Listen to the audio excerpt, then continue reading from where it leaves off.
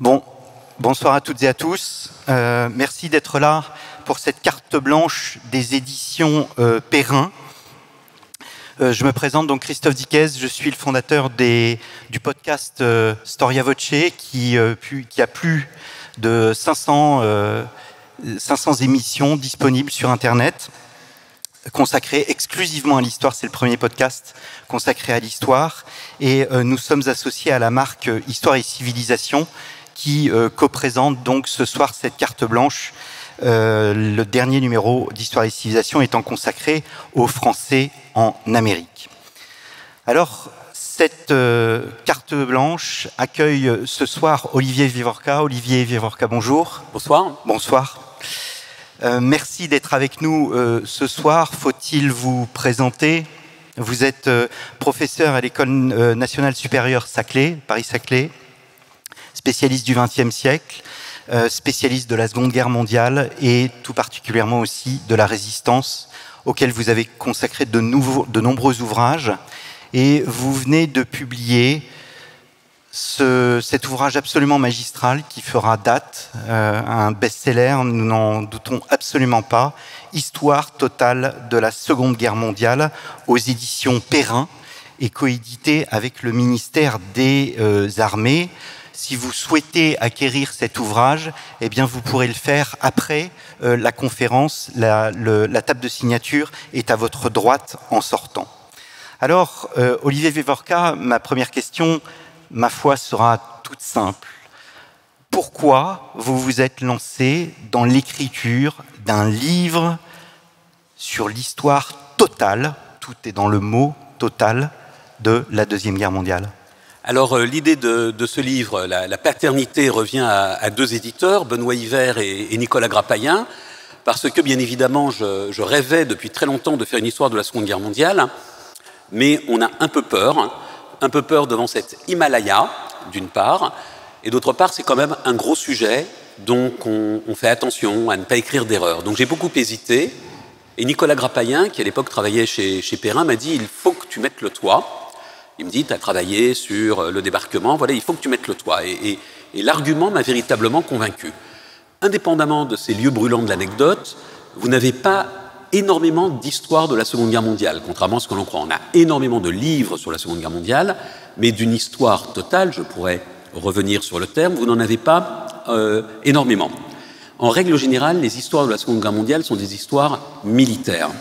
Or, je pense que le fait militaire doit se comprendre dans un contexte global qui est, bien évidemment, un contexte économique, un contexte social, un contexte géopolitique, un contexte idéologique.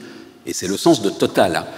Je n'ai jamais prétendu que ce livre était définitif. Il y aura d'autres histoires après celle-ci, mais cette ambition de restaurer la complexité de la Seconde Guerre mondiale dans la multiplicité de ses composantes a été effectivement un moteur, sachant, je le répète, que finalement vous n'avez pas beaucoup de synthèse, vous avez des livres collectifs, mais le problème du livre collectif, c'est qu'il ne présente pas une vision unique. Et du coup, vous avez au fond une vision atomisée, une vision fragmentée, alors que, si vous voulez, lorsque je parle de l'économie japonaise, la comparaison avec l'économie soviétique et avec l'économie allemande est implicite, puisque j'ai écrit dessus.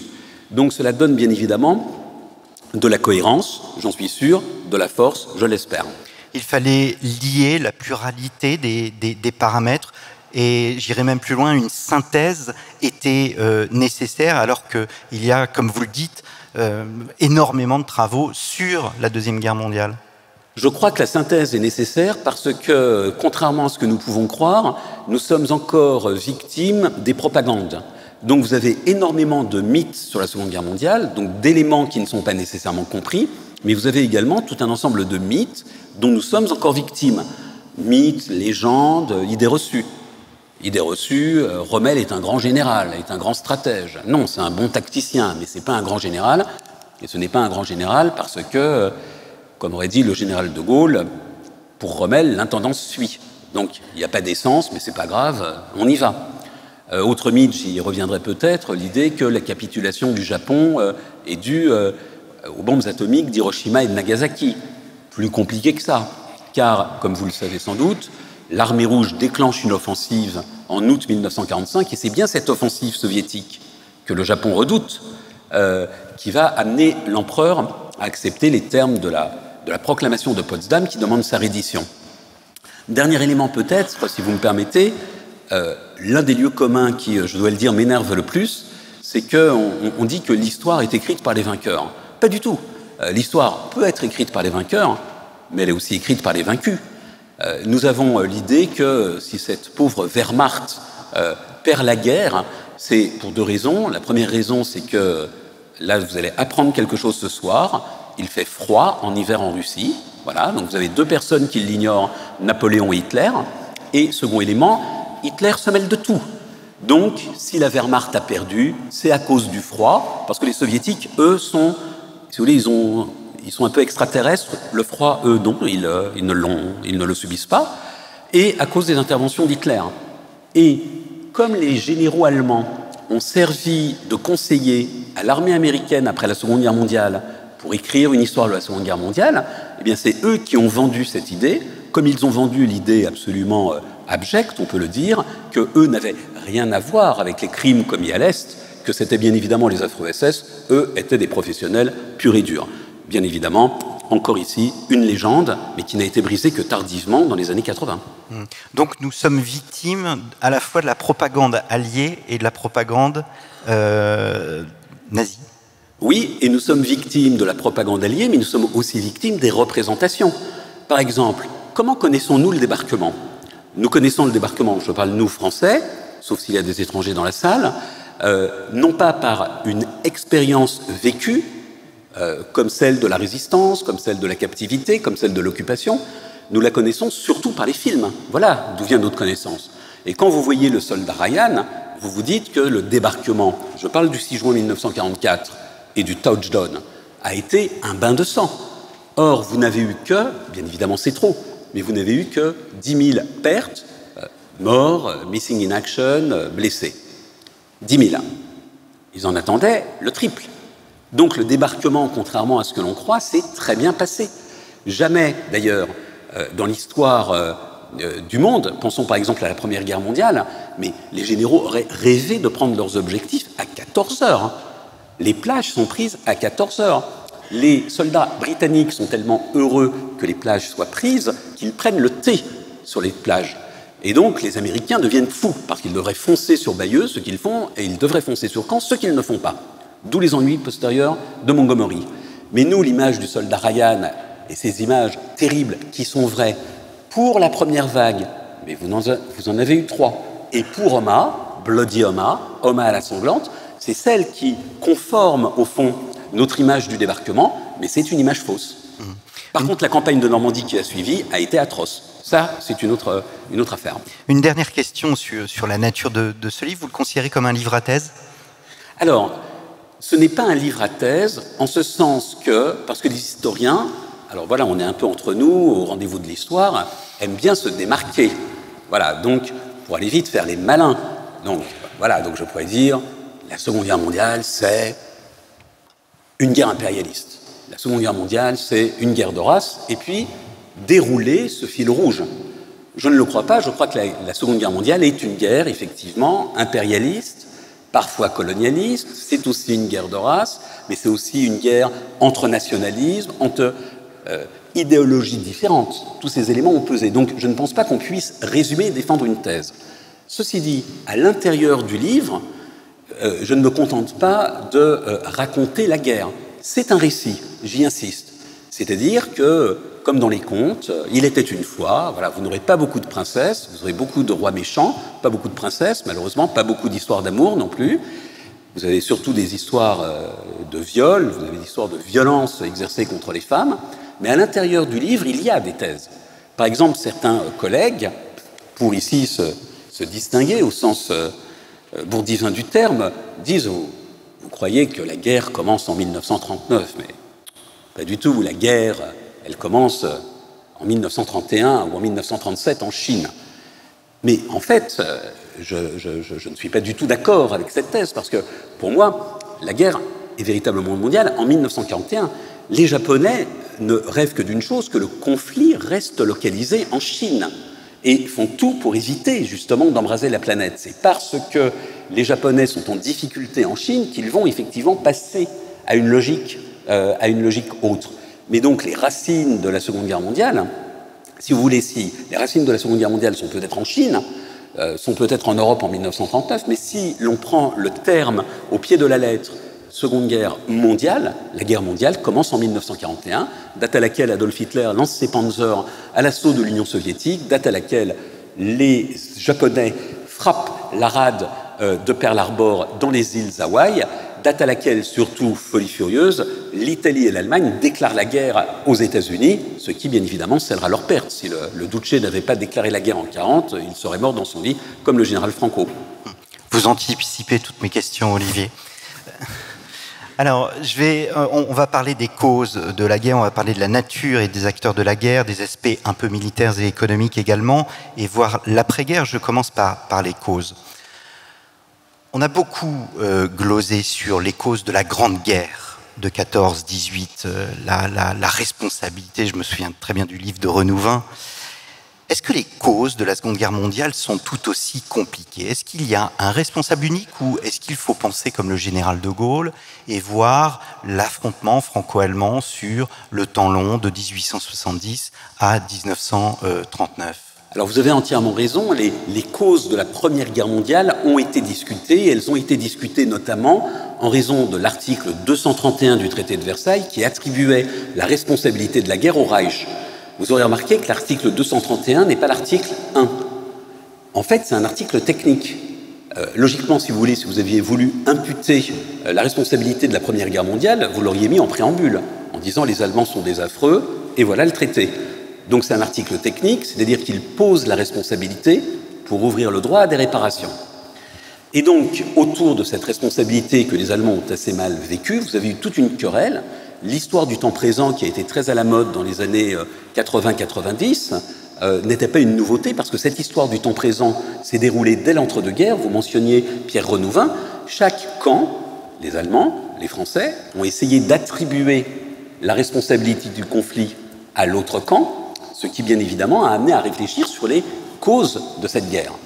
Donc ensuite, vous avez toute une littérature savante sur les causes profondes, rivalité entre impérialisme, blablabla. Et ce débat a rebondi en 1964, et puis surtout avec les buts de guerre de l'Allemagne hitlérienne, de Fischer, et puis avec le livre de Christopher Clark, Les Somnambules. Vous n'avez aucun débat sur les causes de la Seconde Guerre mondiale. Les causes de la Seconde Guerre mondiale, c'est bien évidemment la volonté hégémonique d'Adolf Hitler et la volonté hégémonique du Japon. Alors ensuite, on peut discuter, est-ce que ce sont les militaires, est-ce que c'est Hirohito? On pourra bien évidemment y revenir parce que la personnalité de l'empereur et la place qu'il occupe dans le système constitutionnel japonais rendent la question difficile. Mais bien évidemment, Hitler est le responsable de la guerre, comme les Japonais sont les responsables de la guerre. Ceci dit, il faut bien voir que la guerre, si vous voulez, n'est pas intégralement écrite dans Mein Kampf. Lorsque vous prenez un certain nombre de cas précis, par exemple la Pologne, pour nous, parce que nous connaissons la fin de l'histoire, ou pour être cuistre, Hegel disait que c'est au crépuscule que s'envole la chouette de Minerve, ce qui veut tout simplement dire que c'est après le film, voilà, qu'on comprend. On imagine que Hitler haïssait la Pologne. Pas du tout. Au début, il a essayé de faire de la Pologne une alliée. Et il essayait de faire de la Pologne une alliée tout simplement parce qu'il espérait de Pologne bondir sur l'Union soviétique, ce qui aurait été beaucoup plus pratique. Ceci dit, les Polonais ont fait leur mauvaise tête, et donc Hitler a jugé que la guerre serait inéluctable. Mais jusqu'en 1938, la guerre contre la Pologne n'est pas dans l'agenda du Führer. Mais ce qui se passe, c'est que vous avez un enchaînement qui est tout à fait incroyable, qui fait que le Royaume-Uni va donner sa garantie à la Pologne. D'ailleurs, c'est intéressant, il garantit l'État polonais. Il ne garantit pas ses frontières. Donc vous voyez qu'il laisse une marge de négociation possible. Mais en garantissant l'État polonais, il mécontente Moscou et précipite Moscou dans les bras d'Adolf Hitler. Et donc, à partir du moment où, vous le voyez, la France et le Royaume-Uni garantissent la Pologne, eh bien, à partir de ce moment-là, l'Union soviétique va basculer dans le camp du Reich, et par ailleurs, l'attaque contre la Pologne va embraser l'Europe. Mais ce n'était pas, je le répète, prévu. Et donc, vous le voyez, vous avez un processus très complexe, et ce processus très complexe, si vous le voulez, au fond, montre que l'enfer est pavé de bonnes intentions, ou surtout que les buts visés ont abouti à des résultats inverses de ce qui était escompté. Je donne un exemple. Roosevelt procède à une politique de sanctions contre le Japon.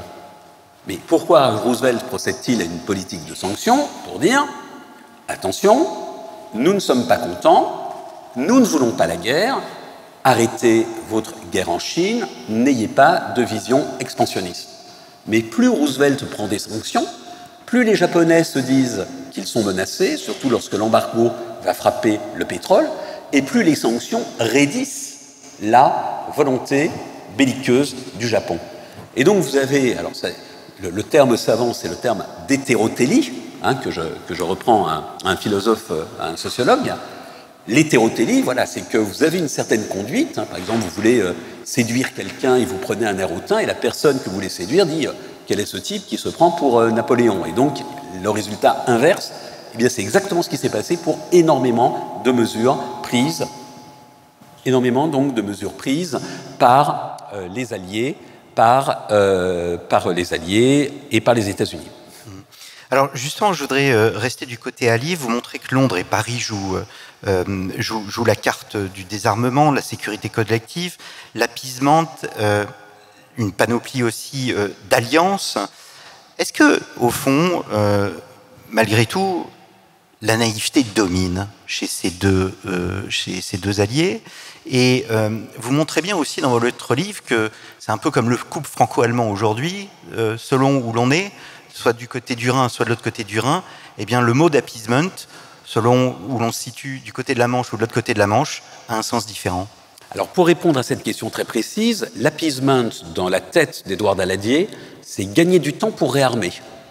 Dans la tête de Chamberlain, l'appeasement, c'est gagner du temps pour négocier. Donc déjà, la logique de l'appeasement n'est pas la même. Mais pour reprendre de manière plus fondamentale l'idée que vous avez défendue, la question que vous posez, je crois que ce que montre la Seconde Guerre mondiale, c'est la très grande complexité, la très grande difficulté à comprendre la rationalité de l'autre. Et donc, au fond, lorsque Daladier, lorsque Chamberlain discute avec Hitler, ils pensent avoir affaire à un avatar de Bismarck, au fond. Et ils ne comprennent pas la nouveauté que porte Hitler, la nouveauté que porte le nazisme. Donc, comprendre la rationalité que veulent les dirigeants allemands, est-ce que d'ailleurs ces dirigeants allemands sont unis? C'est quelque chose de compliqué. Et cette rationalité, ce qui anime le Führer, n'est pas comprise. Mais je dirais même que Staline n'est pas compris, ni par Roosevelt, ni par Churchill. Churchill pense que Staline est un modéré qui arbitre entre les durs et les mous du régime, alors que bien évidemment on sait aujourd'hui que Staline est au sommet de la pyramide et qu'il décide de tout. Donc même Churchill, si vous voulez, qui pourtant a rencontré Staline, se méprend sur la réalité du stalinisme. Comprendre la rationalité de l'autre, quelle a été la rationalité de Schröder, quelle a été la rationalité de Poutine et quelle est la rationalité de Xi Jinping, on voit bien aujourd'hui que c'est aussi quelque chose de compliqué pour les dirigeants. Donc c'était tout aussi compliqué à l'époque. Est-ce que il y a une chose qui m'a vraiment surprise dans votre livre, c'est la façon dont vous placez Hitler en fait dans ce jeu. Hitler était-il si bien placé que cela? Vous le montrez quasi seul, il signe avec l'URSS le fameux pacte, qui est très rationnel, mais cette rationalité, Paris et Londres ne la comprennent pas. Non, parce que effectivement, on a l'impression que l'Allemagne vole de succès en succès. Et il faut dire que l'Allemagne a volé de succès en succès. Pour des amateurs, et je pense notamment à Ribbentrop, qui est confit d'arrogance, d'ignorance et de stupidité, bon, il est quand même beaucoup plus malin que nos, pas encore énarques, du Quai d'Orsay. Je veux dire, il obtient un traité naval très avantageux avec le Royaume-Uni. Bon, donc, si vous voulez, le Reich a obtenu quand même au fond, l'abolition du traité de Versailles. Les réparations tombent, l'Allemagne réarme, l'Allemagne remilitarise la Rhénanie, etc., etc. Bon, donc, si vous voulez, il y a eu des succès absolument colossaux. Mais en même temps, il ne faut pas exagérer les succès du Reich, parce que en 1939, quels sont les alliés?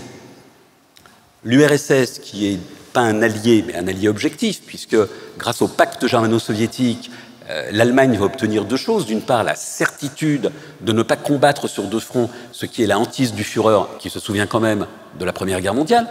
Et par ailleurs, l'Union soviétique va livrer des matières premières indispensables au Reich, pétrole, manganèse, bref, je ne fais pas la liste. Mais en même temps, à part l'Allemagne, le Japon est loin, ne pèse pas, eh bien l'Allemagne ne peut s'appuyer que sur l'Italie. Et l'Italie, lorsqu'on voit les mérites de l'Alliance, on se dit que c'est beaucoup plus un boulet qu'une bénédiction. Et Hitler le sentira très durement en Grèce, en Afrique du Nord. Vraiment, cette alliance a été catastrophique pour le Führer. Enfin, on ne va pas pleurer.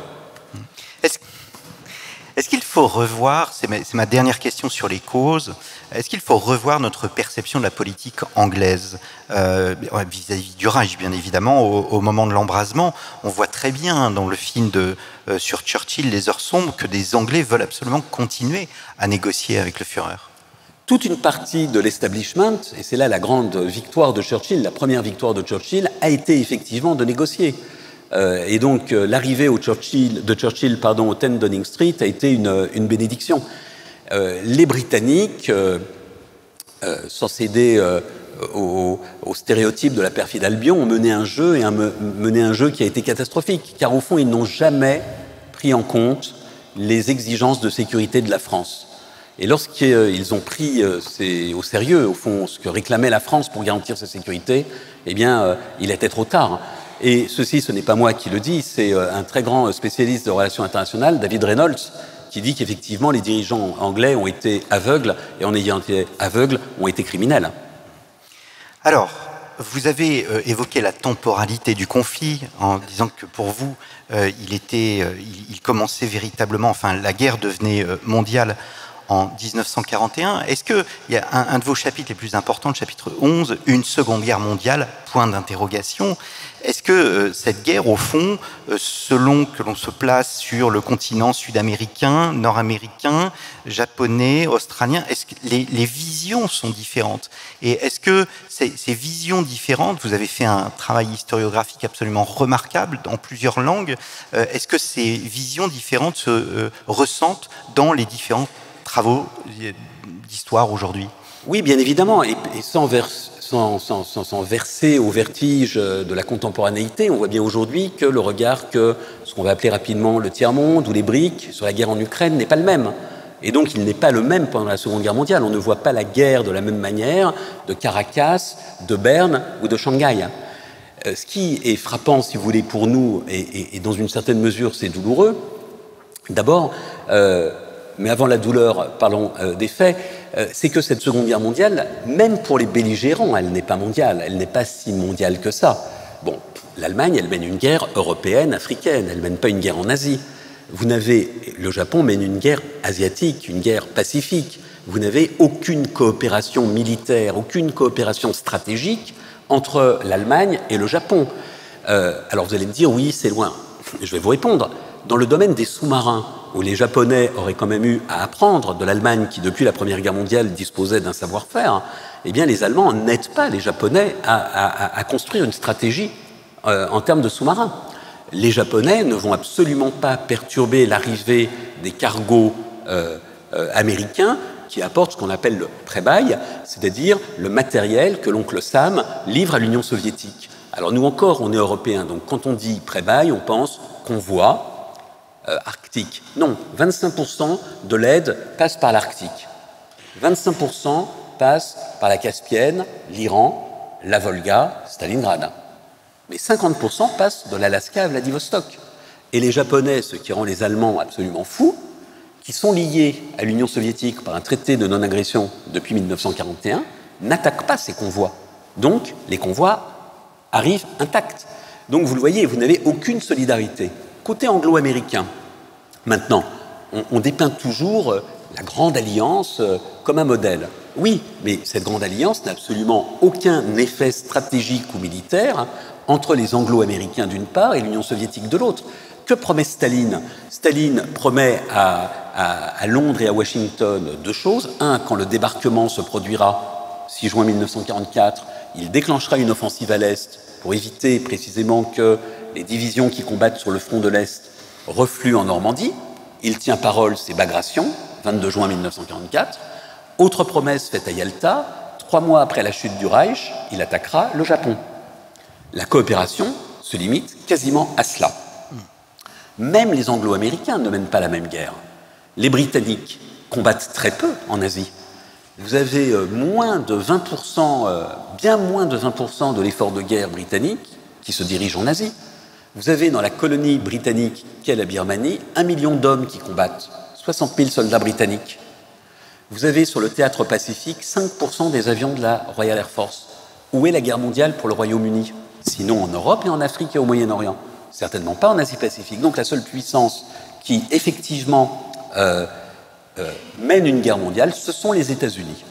Et là, elle est vraiment mondiale parce que, comme vous le savez, les Américains ont promis aux Britanniques que l'Allemagne serait l'adversaire principal. C'est l'option qui est choisie par Roosevelt dès 1941, avant même Pearl Harbor. En cas de guerre, l'Allemagne sera notre premier ennemi, et c'est ce qu'on appelle l'option Germany First, l'Allemagne d'abord. Et même là, effectivement, Germany First, oui, pour les troupes au sol, 3/4 des troupes au sol combattent en Europe, en 1944, idem pour l'aviation, mais pas pour la marine, et pas pour ce corps d'élite que sont les Marines. Quand même, les Marines, c'est 600 000 soldats. Eux ne combattent qu'en Asie. Donc oui, les États-Unis ont mené une guerre mondiale. Alors maintenant, le versant moral qui là pose problème, c'est qu'on pourrait se dire qu'il y a une universalité dans les valeurs. En d'autres termes, que nous avons, ce qui est effectivement le cas, enfin, je l'espère, un camp du bien et un camp du mal. C'est précisément l'objet de ma question. Est-ce que, au fond, nous ne sommes pas victimes de la propagande, que ce soit alliée ou nazie? Est-ce qu'on peut parler d'une guerre idéologique? Alors, guerre idéologique, là, c'est effectivement un peu compliqué. Bien évidemment, vous avez des visions du monde qui sont différentes. Mais ce qu'il y a d'intéressant, c'est que lorsque vous prenez, par exemple, l'Allemagne nazie mène une guerre idéologique. Mais elle mène une guerre idéologique sans prosélytisme. La volonté d'Adolf Hitler n'est pas de convertir les peuples au nazisme. On le voit dans le cas français. Hitler préfère, et de loin, s'appuyer sur Pétain, plutôt que sur les collaborationnistes excités qui veulent un nazisme aux couleurs de la France. Donc Hitler ne cherche pas à nazifier en imposant un modèle politique unique à l'Europe. Au contraire, tous les historiens soulignent la diversité des modes et des modalités d'occupation. En revanche, l'idéologie, elle va passer par les pratiques, et notamment l'extermination, et une pratique d'autant plus barbare que les soldats, eux, qui sont jeunes, qui donc souvent ont été biberonnés au lait du nazisme, qui sont passés par les jeunesses hitlériennes, sont des soldats idéologiques. Donc effectivement, oui, il y a de l'idéologie, mais c'est une idéologie qui n'est pas une idéologie qui cherche à convertir, contrairement par exemple à Daesh, ou contrairement par exemple à ce qui se passe dans les démocraties populaires qui, après la Seconde Guerre mondiale, vont passer à la toise du régime stalinien. Quand on regarde par ailleurs la politique menée par Staline, bien évidemment, Staline est un révolutionnaire. Mais comment habille-t-il, comment présente-t-il la guerre? Il la présente sous les plus belles couleurs du patriotisme.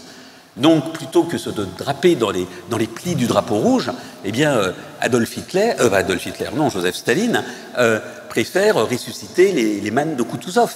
Et c'est donc au nom de la nation russe, principe posé dès son célèbre discours du 3 juillet 1941, frères et sœurs, et non pas camarades, frères et sœurs, c'est à partir donc dès juillet 1941 que le terme de grande guerre patriotique, que le président Poutine réutilise aujourd'hui, va faire son apparition.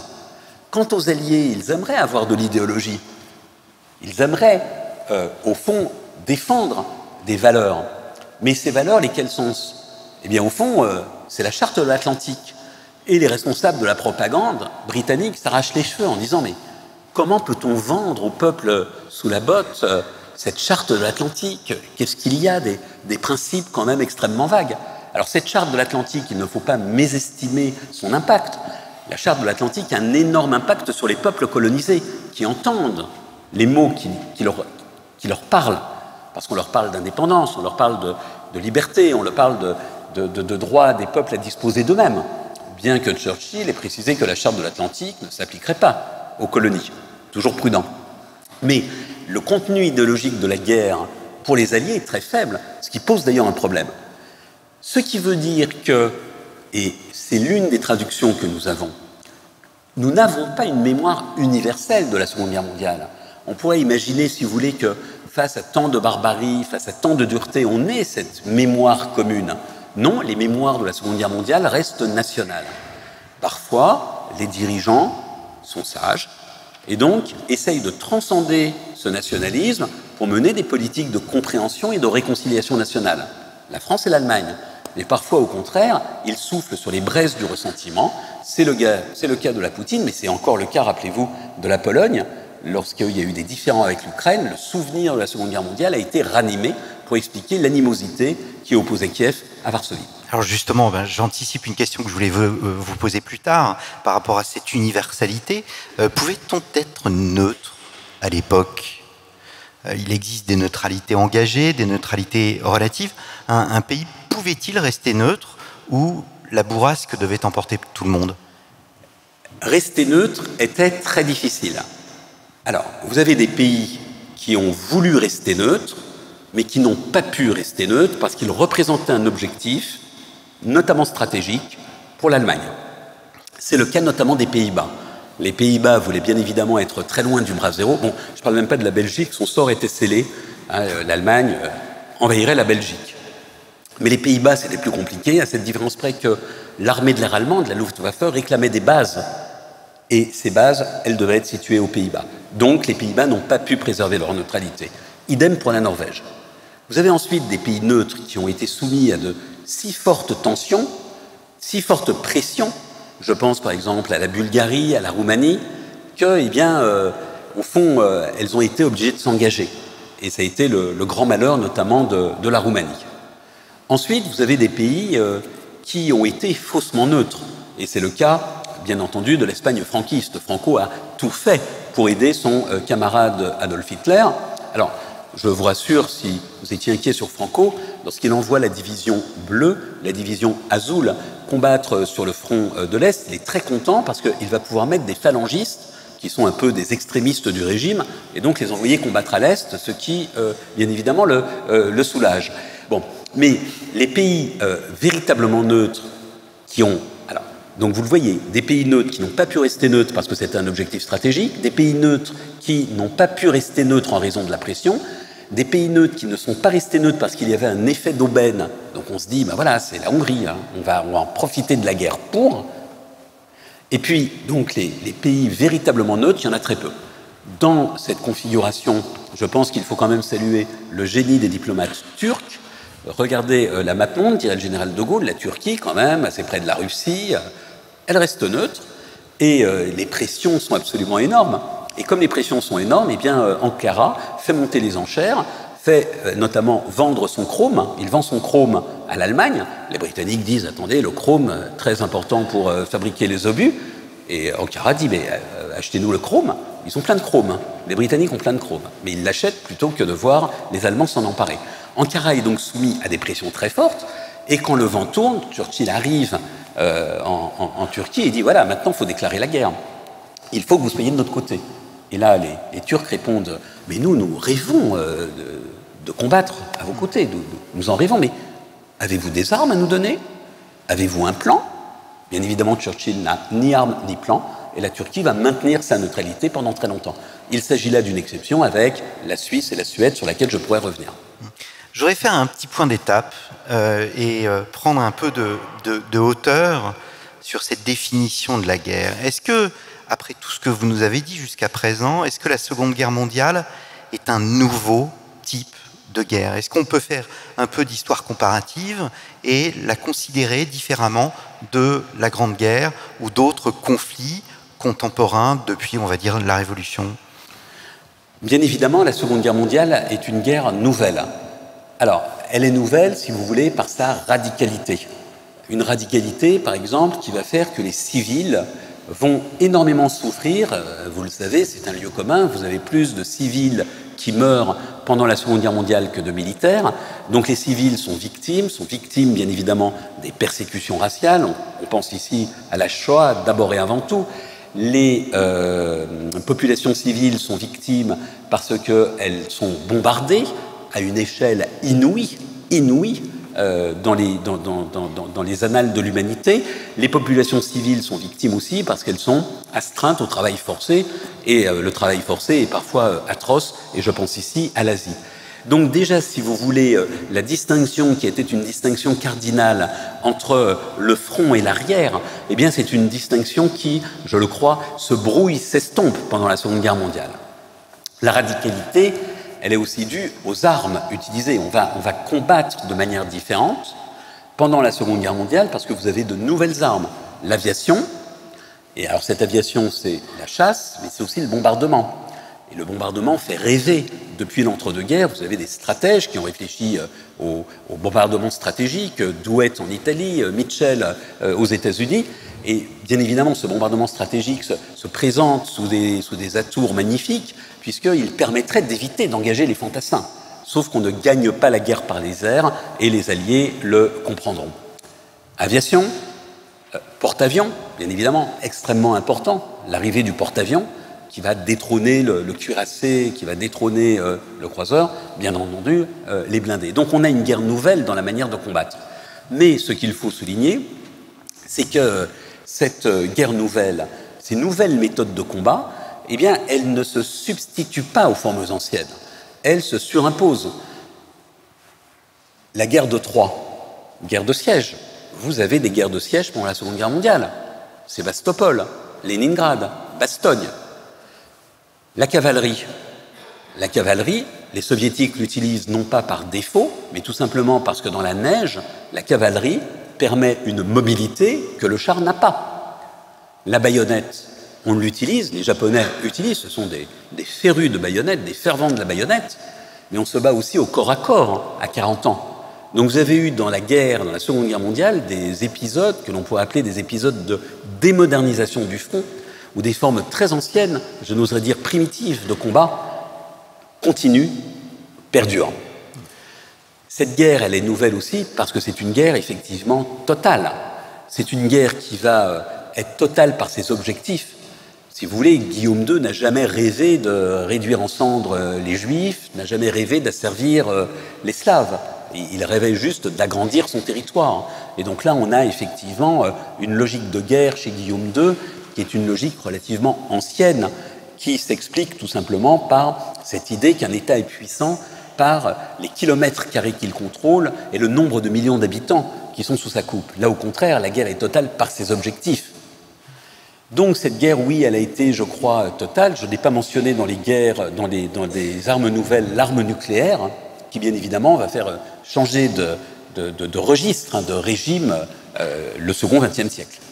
Alors, un mot sur les civils, puisque vous avez commencé à les évoquer. Vous montrez bien qu'à la différence toujours de la Grande Guerre, pendant laquelle les civils ont soutenu leurs gouvernants dans leur très grande majorité, eh bien là, la société civile, pendant la Deuxième Guerre mondiale, bouleverse ce schéma. Ce qui est intéressant et que l'on ne considère peut-être pas forcément, c'est de voir que la Seconde Guerre mondiale aussi va se greffer ou se superposer à des clivages préexistants dans les sociétés, des conflits sociaux, des conflits raciaux et même politiques.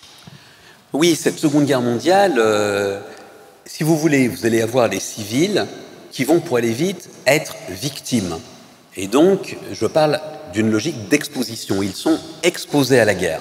Il faut souligner qu'ils ne sont pas exposés à la guerre seulement, parce que, ne l'oublions pas, la guerre, eh bien, elle ne frappe pas l'ensemble des continents sur l'ensemble de la durée.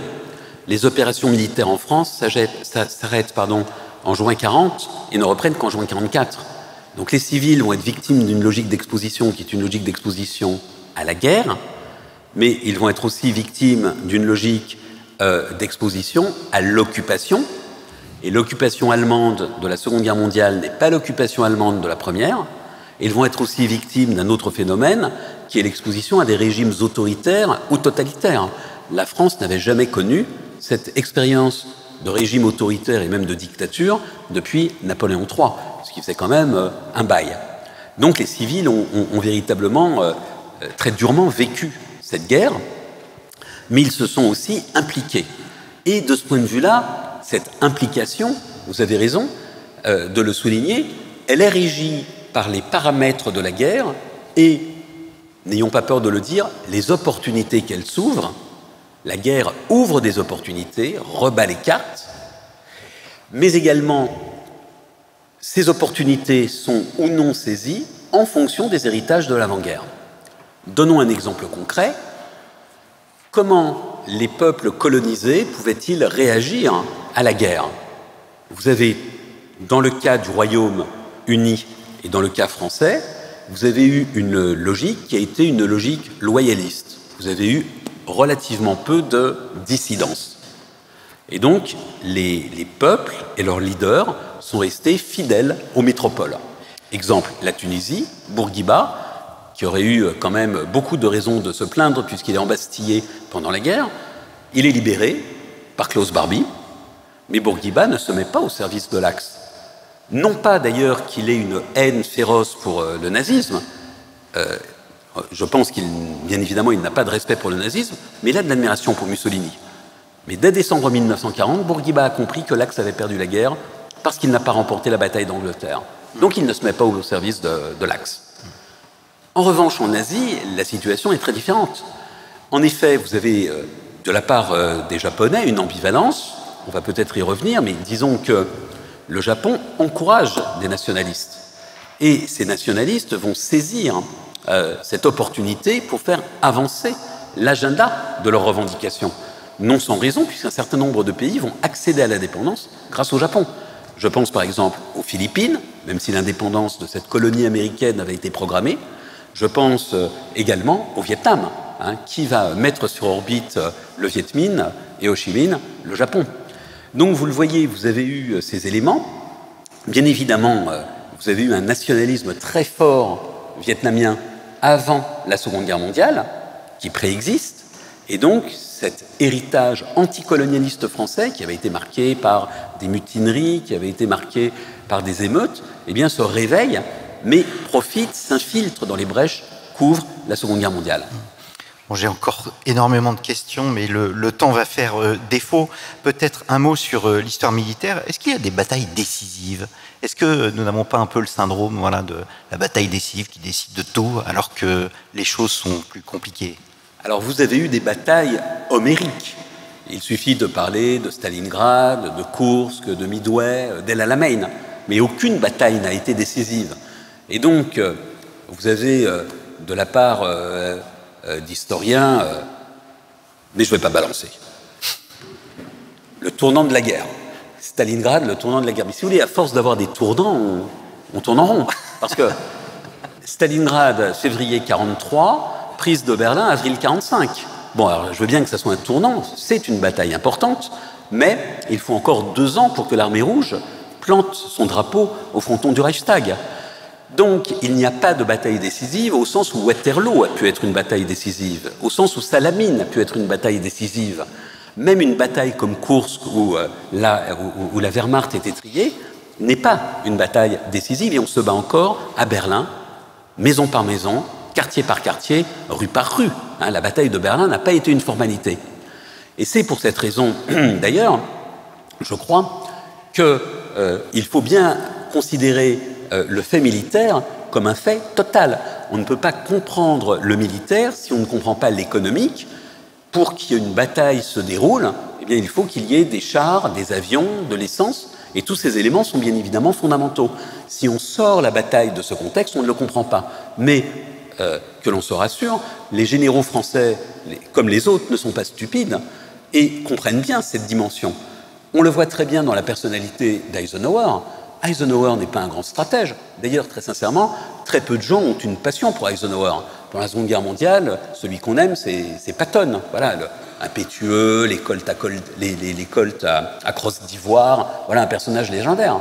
Mais Eisenhower est d'abord et avant tout un logisticien qui va organiser la guerre, et il faut aussi ajouter un fin politique, car il a eu, par exemple, à gérer De Gaulle en Algérie, et croyez-moi, ce n'était pas facile. Alors, il nous reste vraiment 3 minutes avant de donner la parole à la salle. Pourquoi, Olivier Vivorca, le souvenir de la Seconde Guerre mondiale est-il aussi prégnant aujourd'hui? Eh bien, si vous voulez, cette grande épreuve a vraiment durablement marqué les peuples. Et tous ici, j'en suis sûr, nous avons, d'une manière ou d'une autre, eu des parents, des grands-parents marqués par la Seconde Guerre mondiale. Et on ne se défait pas de ce souvenir. Non seulement les individus ont souffert dans leur chair, mais les peuples, dans leur globalité, ont également souffert. Bien évidemment, on exalte le courage des Britanniques. Ils ont quand même été bombardés, ils ont quand même eu des morts. Je ne parle même pas de la Russie. Et donc, ces éléments expliquent cette présence. Et c'est une présence douloureuse. C'est une présence douloureuse même pour les enfants ou les petits-enfants de héros. Il n'y a malheureusement pas d'études complètes, mais le nombre d'enfants de résistants qui se sont suicidés parce que l'exemple paternel, l'exemple maternel était trop lourd. Vous avez beaucoup d'exemples de ce genre. Et je discutais avec un petit-fils de résistant qui me disait que c'était une croix extrêmement lourde à porter que celle d'être enfant de héros. Et regardez à quel point cette croix était difficile pour Philippe de Gaulle. Voilà, ça ne devait pas être très facile d'avoir un père qui s'appelait Charles de Gaulle. Et donc tous ces éléments, si vous voulez, sont quand même des éléments douloureux.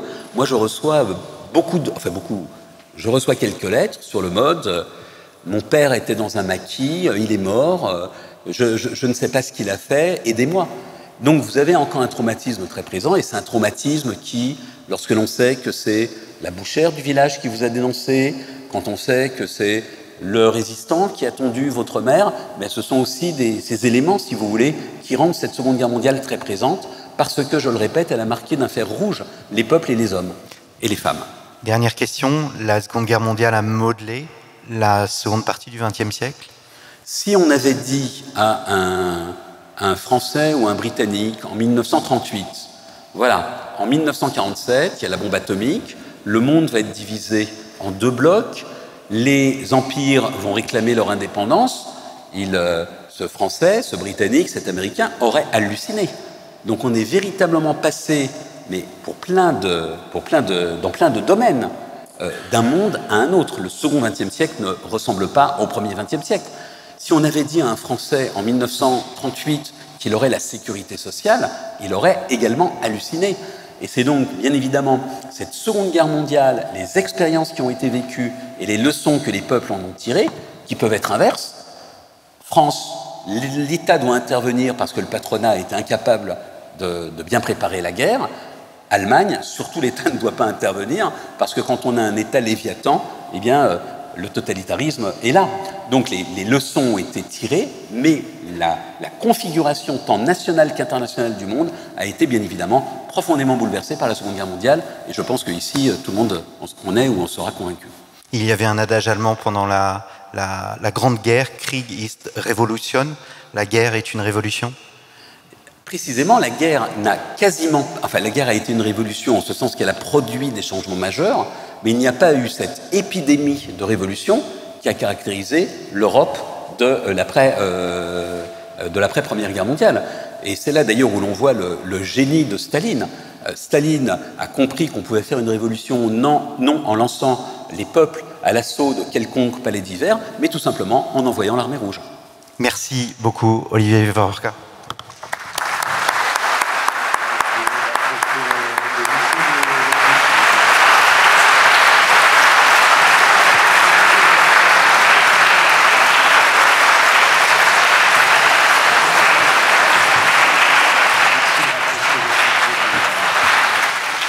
Merci beaucoup.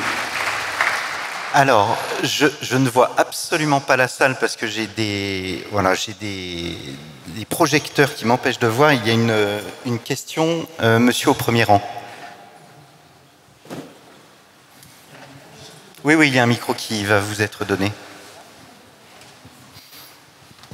Est-ce qu'on peut penser que certaines personnalités ont eu l'intuition assez tôt que la Seconde Guerre mondiale allait être source de transformation considérable?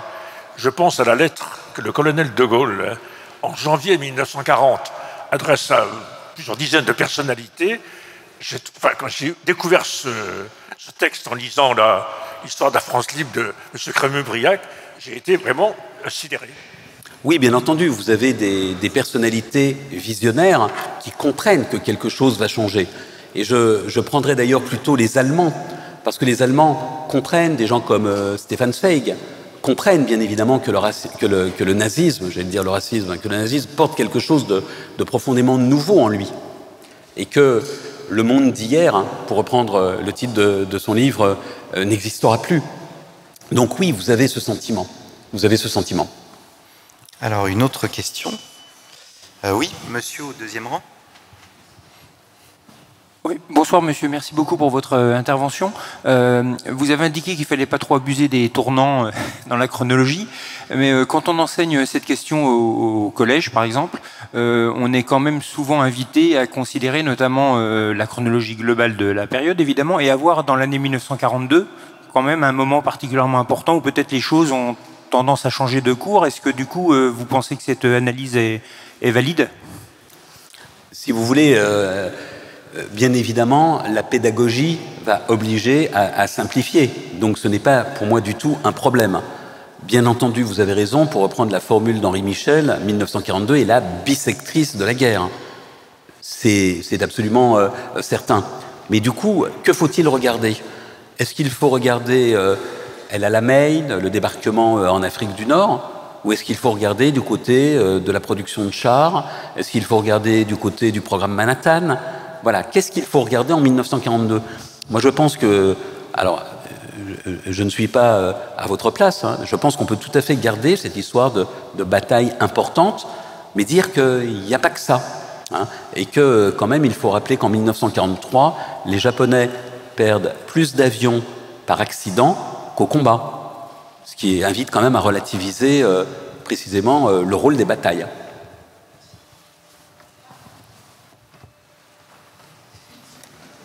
Merci pour votre intervention. Qu'est-ce qui a mené l'Allemagne et le Japon à faire alliance alors que ni l'un ni l'autre ne s'entraidaient justement durant cette guerre? Alors, c'est une bonne question, pour reprendre la formule consacrée. Effectivement, cette alliance était un peu contre nature. Je vous rappelle que dans Mein Kampf, Hitler a des propos extrêmement désagréables sur les Japonais, petit être jaune... Voilà, et donc dans la traduction japonaise de Mein Kampf, cela sera censuré. Alors, du côté allemand, il y a l'idée que le Japon, ça peut être intéressant, que le Japon... Du côté allemand, l'idée que le Japon puisse être intéressant est une idée tardive. Car, je vous le rappelle, l'Allemagne va aider Chiang Kai-shek, ennemi du Japon, à créer son armée. Et notamment... Falkenhayn, qui va devenir gouverneur en Belgique, et le conseiller militaire de Chiang Kai-shek. Donc l'alliance avec le Japon va être tardive. C'est une alliance qui repose côté allemand et côté japonais sur l'idée que ce sont des États parias. Mais vous avez également du côté japonais une certaine admiration pour l'Allemagne, et notamment du côté allemand. Alors là c'est assez amusant. Les Allemands prennent comme modèle... Les Japonais, prennent comme modèle militaire l'Allemagne, alors que, en gros, l'académie militaire nippone avait été modelée sur l'exemple de Saint-Cyr. Et là, c'est quand même bizarre. Pourquoi prendre comme modèle l'Allemagne qui a perdu la guerre? Voilà, les Japonais sont-ils fous? Non, ce qui plaît beaucoup aux Japonais, c'est que en Allemagne, pendant la Première Guerre mondiale, la toge ne cède pas aux armes. C'est-à-dire que les militaires ne sont pas subordonnés au pouvoir civil. Et là, les militaires au Japon trouvent ça formidable. Donc vous avez, si vous voulez, une forme d'admiration pour l'Allemagne nazie, pour l'Allemagne éternelle et pour l'Allemagne nazie. Mais, autre élément à souligner, cette admiration n'est pas exclusive d'une certaine admiration pour l'Union soviétique, qui explique que pendant très longtemps, à la fin de la guerre, les Japonais même espéraient une médiation de Moscou dans le conflit qui les opposait aux Alliés. Voilà, donc État paria, État ayant quitté la SDN, mais une alliance quand même qui reste un peu molle, malgré, je le répète, la fascination que l'Allemagne exerce sur certains intellectuels et militaires japonais. Une autre question, monsieur? Oui. Est-ce que vous pensez que les Soviétiques croient avoir gagné la guerre, entre guillemets, tout seuls, et sauvé l'Europe en minimisant le rôle des Américains? Et si vous croyez que c'est vrai, ou en partie vrai, est-ce que cette croyance perdure toujours en 2023 et expliquerait une partie des comportements actuels des Russes?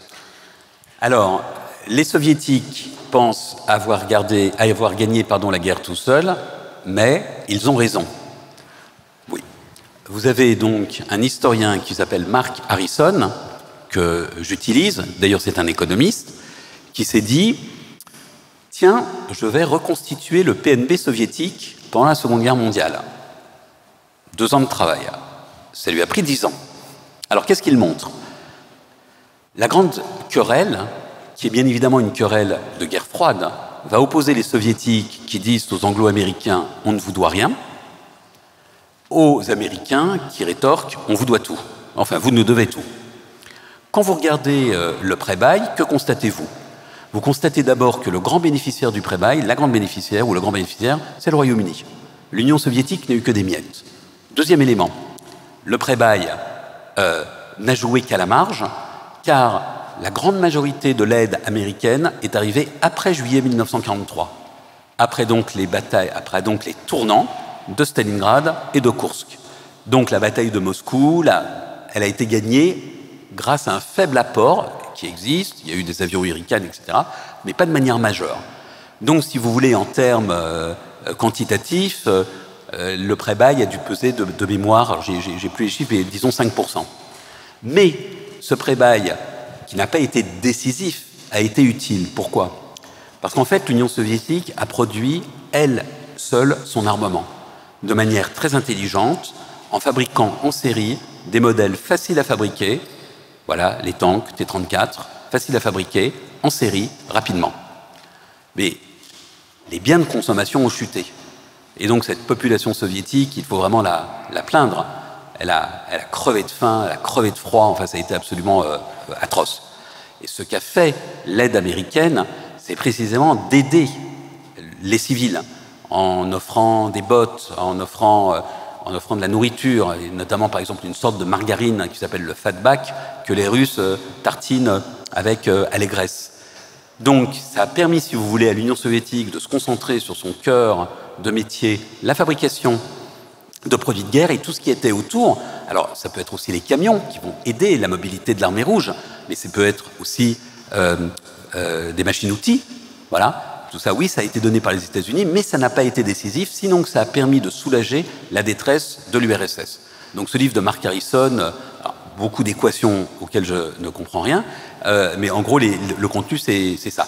J'ajoute, pour parfaire la démonstration, que sur $1 de prêt-bail, 25 cents seulement sont consacrés à du matériel militaire. Tout le reste est non militaire.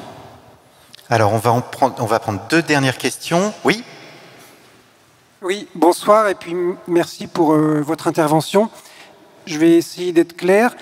Donc, d'après ce que je comprends, vous récusez le découpage 1937-47 qui a été suggéré dans le livre qui s'appelle « La guerre monde ».